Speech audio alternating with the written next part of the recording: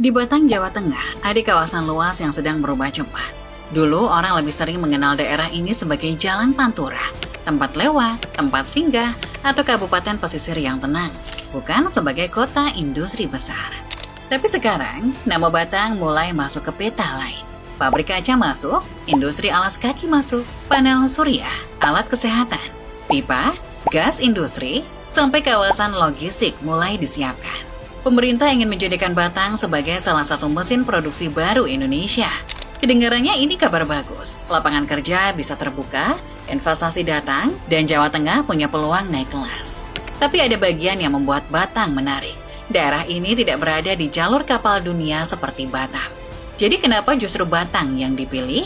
Dan apa sebenarnya yang sedang dikejar Indonesia dari kabupaten pesisir ini?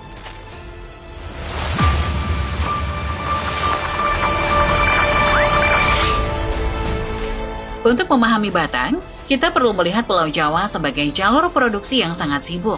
Di pulau ini ada tenaga kerja besar, jalan tol panjang, kota-kota industri, pelabuhan, pasar domestik, dan jaringan distribusi yang sudah hidup sejak lama. Batang masuk ke jalur itu. Dari sisi pemerintah, ini menarik. Batang bisa menjadi titik baru agar industri tidak terus menumpuk di wilayah barat Jawa seperti Bekasi, Karawang, dan Tangerang. Jadi ketika Batang dipilih, yang dilihat bukan hanya lokasi murah, tapi posisinya di tengah tubuh ekonomi Jawa. Untuk tahu kenapa kawasan ini dianggap penting, kita harus mulai dari alasan paling dasar. Kenapa Batang?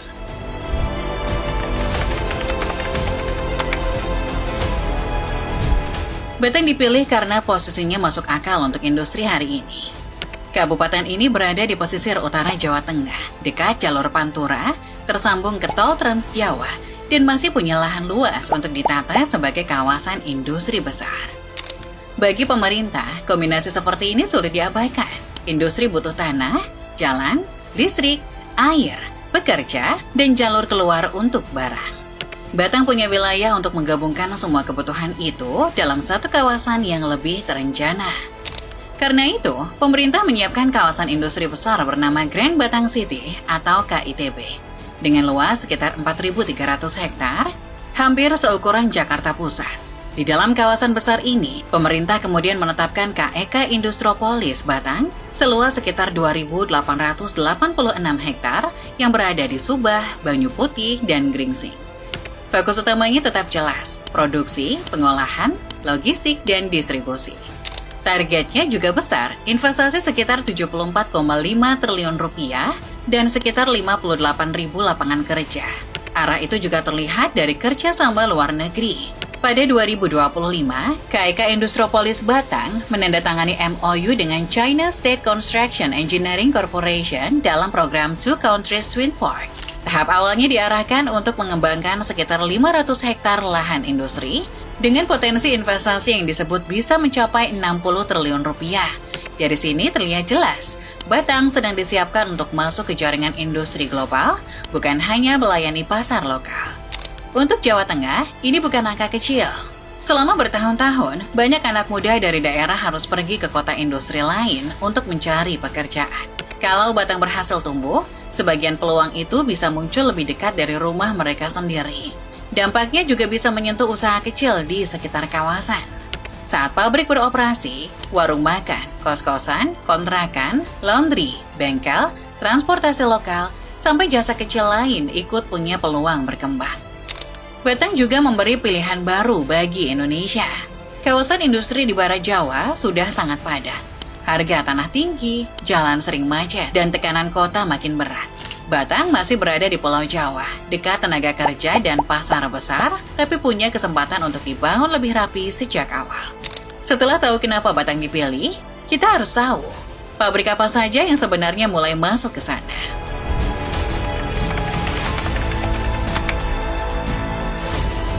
Batang menarik bukan hanya karena lahannya luas, tapi karena jenis pabrik yang mulai masuk ke sana. Dari daftar industrinya, terlihat bahwa Batang tidak disiapkan untuk satu komoditas saja. Kawasan ini diarahkan menjadi tempat produksi banyak barang, dari kaca, pipa, alas kaki, alat kesehatan, gas industri, sampai panel surya. Salah satu yang paling besar adalah PT KCC Glass Indonesia dari Korea Selatan. pabrik kaca ini sudah beroperasi di Batang, berdiri di lahan sekitar 46 hektar dengan investasi awal sekitar 4 triliun rupiah. Produknya dipakai untuk bangunan, proyek konstruksi, dan kebutuhan industri. Menariknya, sebagian besar produksi kaca gelas diarahkan ke pasar global. Jadi dari awal, Batang memang tidak hanya dibaca sebagai kawasan untuk pasar lokal. Di sektor lain, ada Wavin Manufacturing Indonesia dari Belanda yang memproduksi pipa PVC dari sistem fitting untuk rumah, gedung, kawasan komersial, sampai infrastruktur. Barang seperti pipa mungkin tidak terlihat wah, tapi justru selalu dibutuhkan. Setiap rumah baru, pabrik, saluran air, dan proyek bangunan membutuhkan komponen seperti ini. Lalu ada industri alas kaki, seperti Yikuan Footwear Indonesia. Sektor ini penting karena biasanya menyerap banyak pekerja, mulai dari produksi, pengecekan kualitas, gudang, sampai pengemasan. Batang juga mulai masuk ke industri yang lebih dekat dengan masa depan energi dunia. SEG Solar. SEG Solar membangun pabrik panel surya dengan investasi lebih dari 500 juta dolar Amerika Serikat di atas lahan sekitar 40 hektar. Kapasitas produksinya disebut mencapai 5 gigawatt untuk sel surya dan 5 gigawatt untuk modul. Dan hampir seluruh produknya diarahkan untuk ekspor ke Amerika Serikat. Selain itu, masih ada alat kesehatan lewat Jaya Mas Medica Industri atau OneMed, Acindo Medica, industri keramik, gas industri dari Samator, PVC kompon, sampai produk pendukung bangunan. Sekilas, daftarnya terlihat campur-campur, tapi polanya jelas. Batang sedang dibuat untuk melayani kebutuhan manufaktur yang luas, dari rumah sakit, proyek bangunan, industri energi, sampai barang konsumsi. Peluangnya jelas, pekerjaan, pajak, aktivitas ekonomi, dan harapan baru bagi daerah. Tapi begitu barang-barang itu selesai diproduksi, semuanya harus keluar dari Batang menuju pelabuhan, lalu bergerak ke pasar yang lebih jauh. Disinilah tantangan Batang muncul, karena Batang tidak berada di jalur kapal dunia seperti Batang. Barang dari kawasan ini harus mencari jalan keluar lebih dulu sebelum sampai ke laut.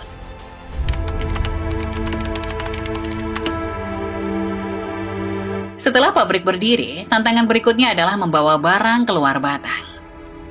Kaca yang sudah jadi, panel surya, pipa, alat kesehatan atau komponen alas kaki tidak bisa langsung sampai ke pasar luar negeri.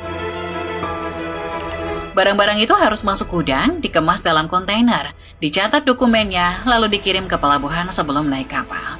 Disinilah Batang berbeda dari Batam. Batam dekat dengan Selat Malaka, jadi barangnya lebih cepat bertemu jalur kapal internasional. Batang tidak punya posisi seperti itu.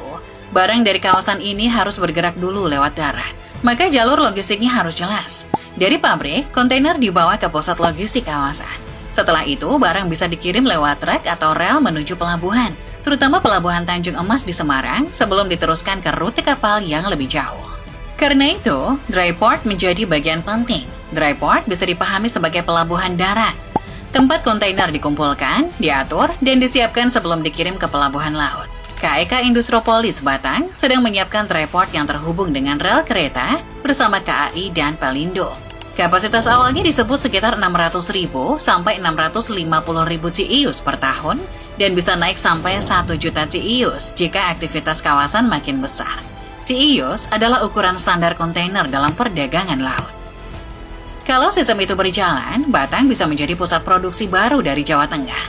Tapi kalau salah satu jalurnya tersendat, pabrik besar pun bisa ikut melambat. Ekspor dari Batang akhirnya bukan cuma soal membuat barang bagus, tapi juga seberapa lancar barang itu bergerak dari pagar pabrik sampai ke kapal. Dan ketika jalur ini mulai hidup, dampaknya tidak berhenti di angka ekspor. Pekerja datang, usaha kecil bergerak, dan daerah sekitar turut mengikuti ritme pabrik. Dari sinilah sisi positif Batang mulai terasa.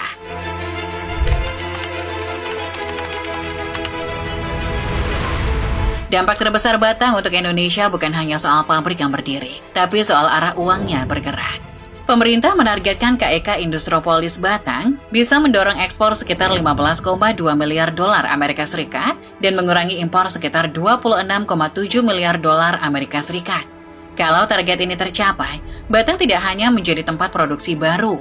Kawasan ini bisa membantu Indonesia menahan lebih banyak nilai ekonomi di dalam negeri. Selama ini, Indonesia sering menghadapi pola yang sama. Bahan baku ada di sini, tenaga kerja ada di sini, pasar juga besar. Tapi banyak barang bernilai tinggi masih harus didatangkan dari luar. Akhirnya, uang keluar lagi untuk membeli produk jadi. Batang mencoba mengubah sebagian pola itu. Barang seperti kaca industri, alat kesehatan, komponen bangunan, sampai panel surya bisa diproduksi dari dalam negeri. Sebagian dipakai untuk kebutuhan Indonesia, sebagian lagi dikirim ke pasar global. Kalau berjalan baik, yang tumbuh bukan hanya kawasan Batang, tapi juga posisi Indonesia dalam rantai produksi dunia. Manfaat lain yang tidak kalah penting adalah pengurangan ketergantungan. Ketika barang penting bisa dibuat di dalam negeri, Indonesia punya sedikit lebih banyak kendali. Tidak semua kebutuhan harus menunggu kiriman luar negeri. Tidak semua proyek harus terlalu bergantung pada barang impor. Dalam kondisi dunia yang sering berubah cepat, kemampuan membuat barang sendiri menjadi nilai yang mahal. Tapi manfaat nasional sebesar ini punya syarat. Kawasan ini harus efisien, ekspornya berjalan, industrinya hidup dan tenaga kerjanya siap. Kalau pabrik berdiri tapi barang sulit keluar, target hanya akan menjadi angka. Kalau pabrik hidup tapi warga sekitar sulit masuk ke dalamnya, cerita sukses Batang akan terasa timpang dari dekat. Jadi, Batang bisa membantu ekonomi Indonesia naik kelas. Tapi keberhasilannya tidak cukup dilihat dari nilai ekspor atau penurunan impor. Yang harus dibuktikan adalah apakah kawasan ini benar-benar membuat Indonesia lebih kuat sebagai negara produsen atau hanya menjadi tempat berdirinya pabrik-pabrik besar.